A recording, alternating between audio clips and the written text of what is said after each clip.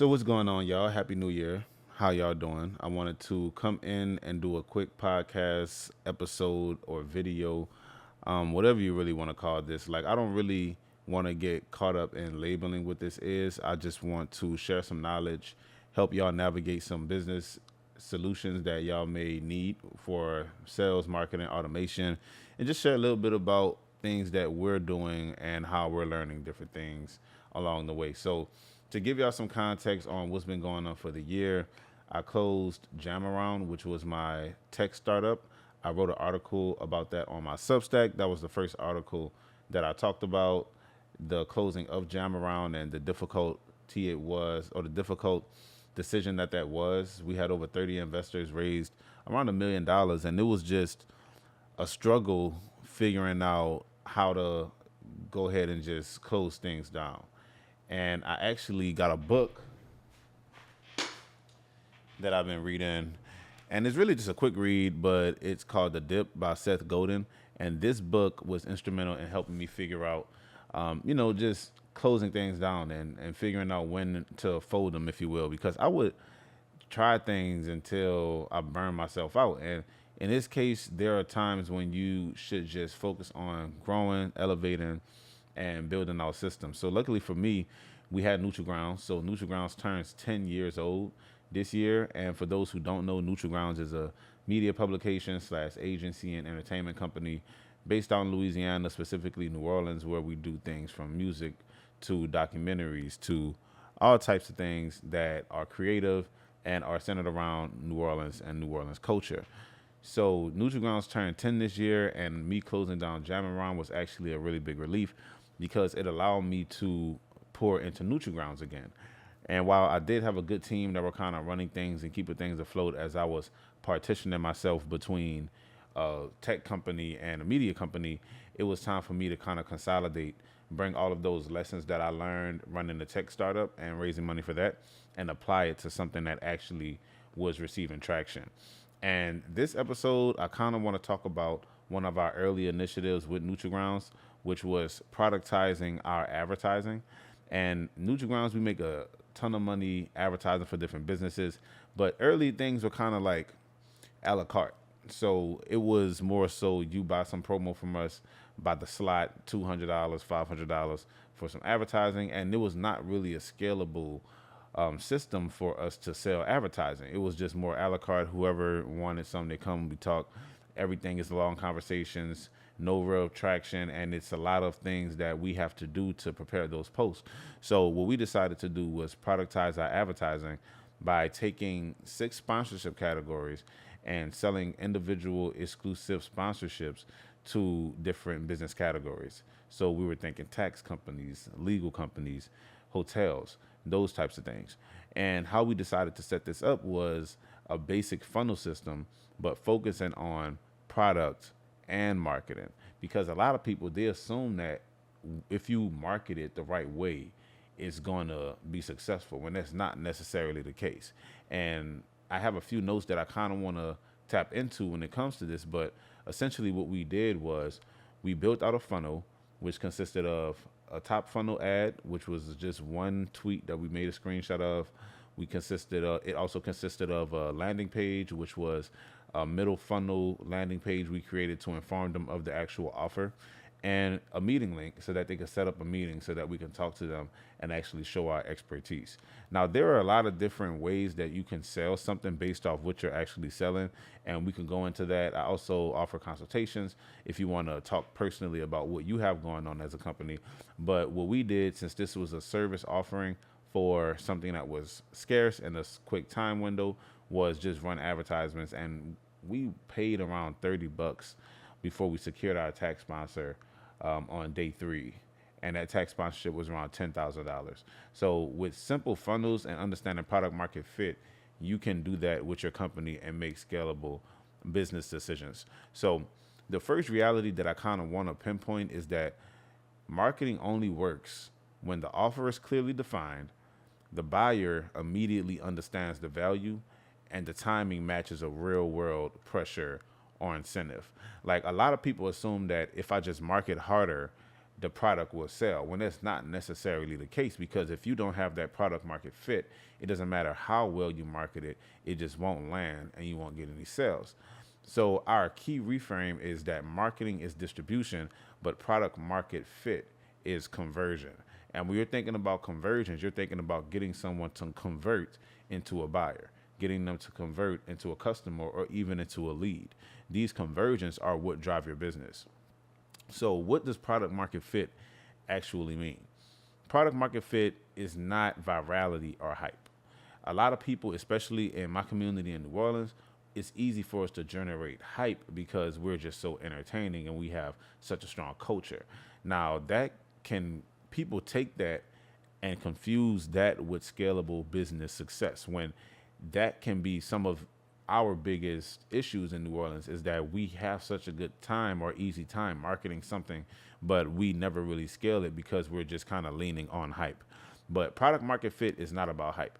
It's when a specific buyer has a specific problem during a specific window of urgency and your offer removes friction instantly. That's product market fit. So there's kind of like a formula that has to be abided by when you're looking to sell product, and a certain level of boxes that kind of have to get checked off. So remember, this is when a buyer has a problem during a specific window and your solution removes instant friction. So an example, something that we did was, our buyer was local tax professionals. We wanted to sell a sponsorship for Nutri-Grounds that would give them access to our audience so that they can market their product and or market their service in this case, because it's taxes, and get more leads. So since we have an audience that we can run ads to through our brand, which gives us a cheaper conversion spend, we can offer that audience to vetted companies so that they can access the audience and sell their services.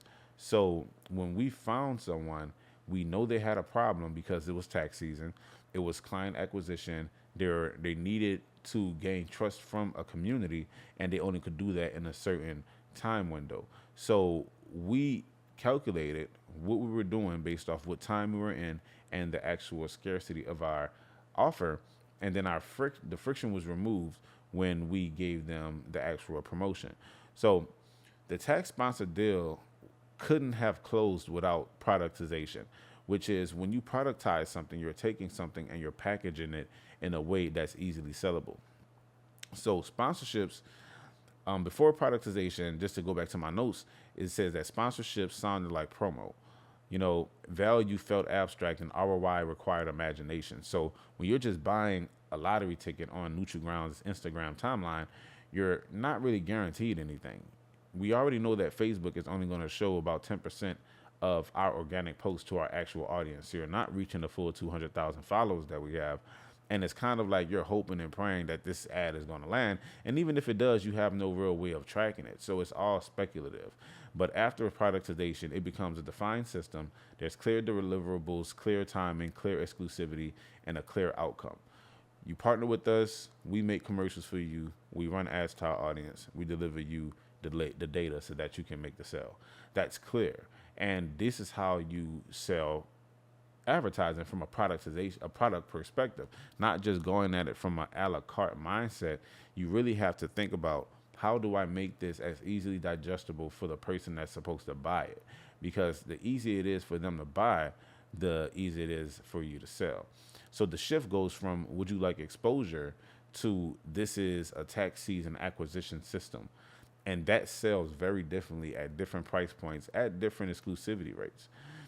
So the market conditions that made the funnel work is that tax season is non-negotiable. So you have to sell at this time if you're in this market. So that's a non-negotiable if you want to be successful. And then tax professionals already spend money to acquire clients. They just use mediums that aren't aligned with their target market most of the time, which is where we come in if you're a part of New Orleans. Then trust matters more than reach and financial services. So people need people who they trust.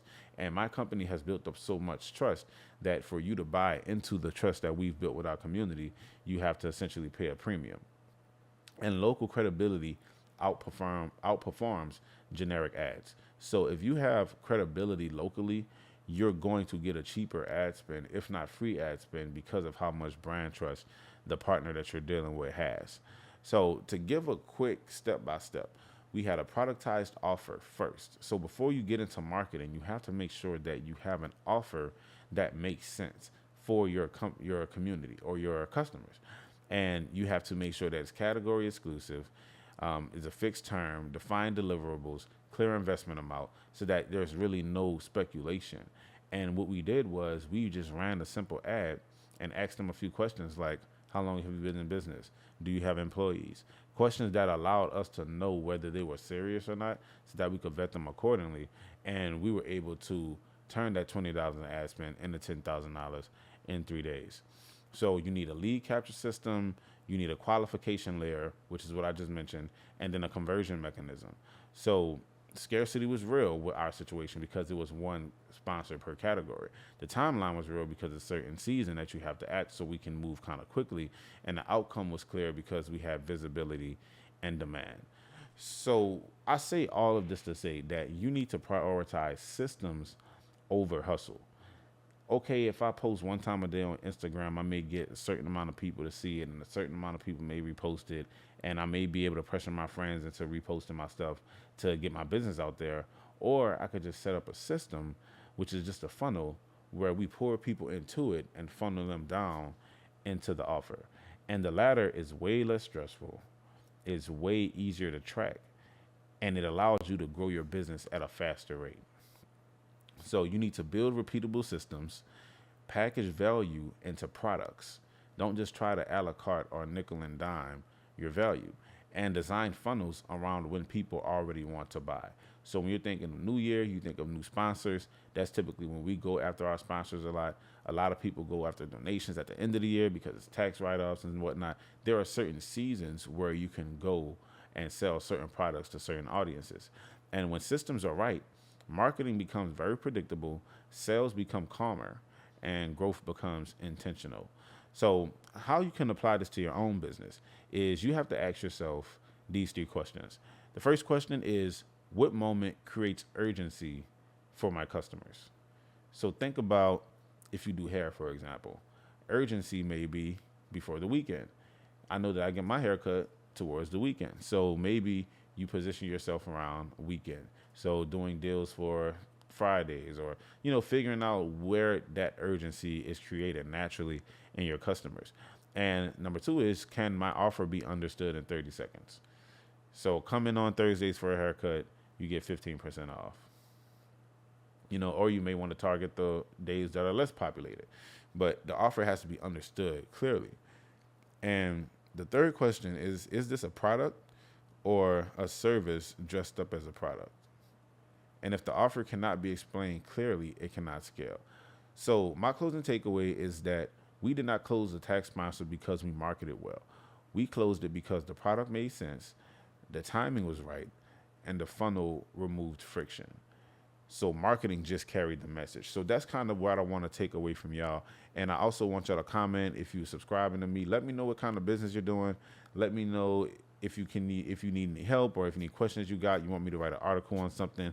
This Substack is just about helping you figure out your systems through the stories that we're learning in real time, because I'm not the best at the situation or at this business. I'm not the most experienced. I've been doing it for 10 plus years, but there's still things that I'm learning along the way, and bringing you on the journey, getting questions from you, understanding how you are building and what kind of struggles you may be having, makes it easier for all of us to grow. So make sure you leave a comment. Make sure you like, subscribe. If you're reading this from Substack, check out my YouTube channel. We're going to be doing a lot more videos like this, but we have to create funnels. We have to build systems, and that's how we'll succeed. So thanks a lot. This is Plug and Profits, the podcast, YouTube video, whatever you want to call this series that I'm making. And make sure you like, subscribe, and I'll talk to y'all later.